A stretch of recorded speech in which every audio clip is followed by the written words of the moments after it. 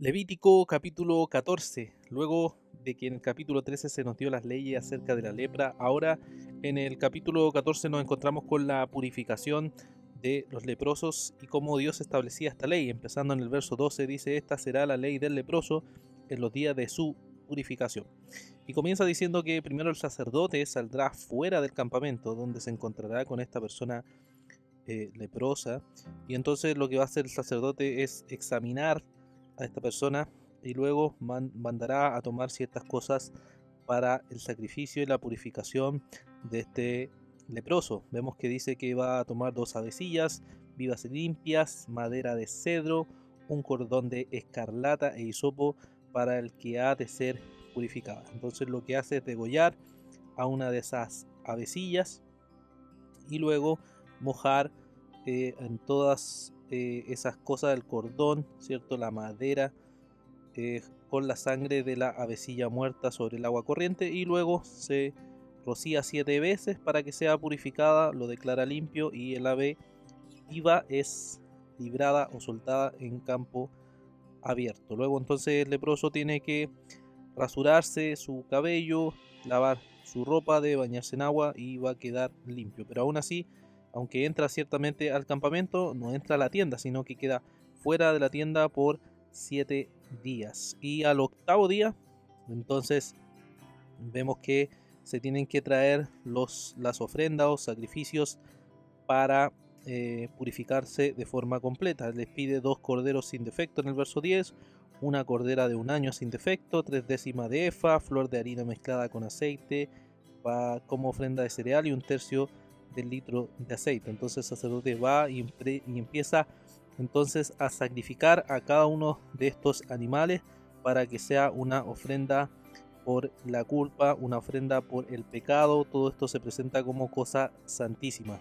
Luego que el sacerdote toma la sangre de cada una de estas ofrendas, en el 14 nos dice: por la ofrenda de la culpa la pone el sacerdote sobre el lóbulo de la oreja derecha, que ha de ser purificada. Sobre el pulgar de la mano derecha se derrama toda esta sangre, ¿cierto? Y vemos que se rocía delante de la presencia del Señor. Todo esto recordando lo que habíamos visto antes, que era parte de la purificación, realizar todo este acto. Ahora, si la persona es pobre, también nos pone una condición: si es que la persona es pobre y no puede traer estos animales para el sacrificio, en el verso 21 nos dice que entonces tomará un cordero como ofrenda por la culpa, como ofrenda medida, a fin de hacer expiación por él, y 1 décima de efa, 2 tórtolas y 2 pichones. Y así, ¿cierto? Trae también entonces esta ofrenda delante del Señor para que sea totalmente purificada la persona, y entonces pueda entrar delante de la presencia de Dios. Termina en el verso 32 diciendo: esta es la ley para el que tenga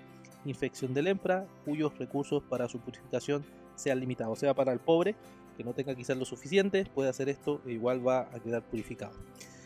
En la última parte de este capítulo, la segunda parte de este capítulo, Moisés trata el asunto que es cuando lleguen a la tierra de Canaán y cuando les dé la posesión del Señor y cuando entren a una casa y en esa casa se encuentren con que tiene lepra, aunque aquí algunos traductores dicen que tiene que ver con hongos que habían en la casa. Entonces el dueño que llega a la casa y dice, bueno, algo así como: una marca de lepra ha aparecido en mi casa, llama al sacerdote. El sacerdote va, examina la casa a ver cómo está, y si ve que esta tiene cavidades verdosas o rojizas y parece más profunda que la superficie, entonces el sacerdote dice que salgan de la casa, se cierra la casa por 7 días, y luego al séptimo día vuelve a venir a la casa, la inspecciona, y eh, si se ha extendido esta marca, entonces tienen que sacar las piedras del lugar, arrojarla a un lugar inmundo fuera de la ciudad y raspar la casa por dentro para que salga eso. Y luego de eso vuelvan a armar la casa. Sin embargo, si después de hacer eso vuelven a ver que esta marca sigue, entonces dice que esta casa debe ser derribada. Verso 45: derribarás pues la casa, sus piedras, sus maderas, todo lo que emplaste de la casa, y los llevará fuera de la ciudad a un lugar inmundo. O sea, esa casa en verdad ya no tiene ni un futuro, está totalmente infectada. Incluso aquellos, dice, que hayan dormido en esa casa deben lavar su ropa. Pero en el caso que veamos que la marca o este hongo o esta suciedad no se haya extendido en la casa, entonces el sacerdote va a volver a examinarla y va a poder declararla como una casa limpia. Entonces la casa debe purificarse de la misma manera de la purificación anterior: 2 avecillas, madera de cedro, un cardón escarlata e hisopo, y degolla una de las avecillas y se bañan en la sangre de esa avecilla, el cedro, el hisopo y el cordón escarlata, y la segunda avecilla es soltada en el campo abierto y es dejada libre. Termina este capítulo diciéndonos: esta es la ley acerca de toda infección de lepra, de tiña, para la ropa o la casa con lepra, para la hinchazón, una erupción, una mancha blanca o lustrosa, para enseñar cuándo son inmundas y cuándo son limpias. Esta es la ley sobre la lepra.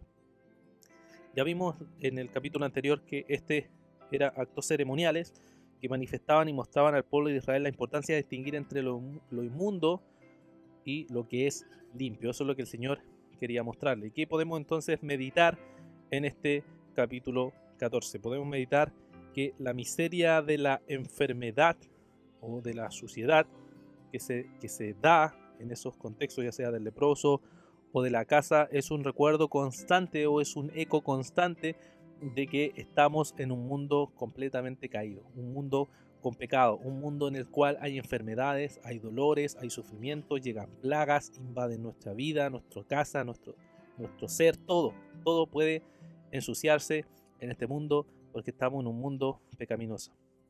Sin embargo, nuestro Señor Jesucristo, que vino a este mundo como el Mesías Salvador, nos ha venido a mostrar que Él ha venido a cambiar eso. Él ha venido a sanar nuestras enfermedades o varias enfermedades que uno ve a través del ministerio del Señor Jesucristo, tocando a los leprosos, sanando a las personas que no tenían ninguna esperanza y mostrando que entonces la llegada del reino de Dios es una llegada con sanidades. Ahora, por supuesto, esta sanidad no es cualquier sanidad o la que uno quiera, sino la que Dios soberanamente ha determinado sanar. Pero la más grave, la enfermedad más terrible, la enfermedad más profunda, la enfermedad que era imposible ser eliminada por cualquier medio, es el pecado. Y cuando Jesús vino en su sacrificio perfecto, podemos ver que Cristo muere, y eso hace que seamos librados del pecado y la muerte. Y eso debería traer en nosotros, hermanos, un gozo impresionante, deleite, como Cristo ha vencido todo el mal por medio de su obra perfecta. Pero además podemos también meditar en los sacrificios de expiación que habían aquí, que si se dan cuenta en verdad eran muy detallados y tenían muchas cosas que quizás a nosotros nos parecen incluso extrañas. Pero todos estos sacrificios tipifican, son un tipo de lo que Cristo haría en la cruz del Calvario. Incluso muchos estudiosos, comentaristas del libro de Levítico, nos dicen que las 2 avecillas que vimos, que había una que se degollaba y que se bañaba todo en la sangre de esta avecilla, representa la muerte de Cristo, su sangre derramando todo, su sangre cubriendo todo pecado de maldad de cada uno de aquellos que han creído en el Señor. Y la avecilla libre representa esta libertad, este triunfo de nuestro Señor en la resurrección. No solo con sangre es el sacrificio de expiación, sino que también con libertad. Y eso nos muestra la resurrección de nuestro Señor Jesucristo.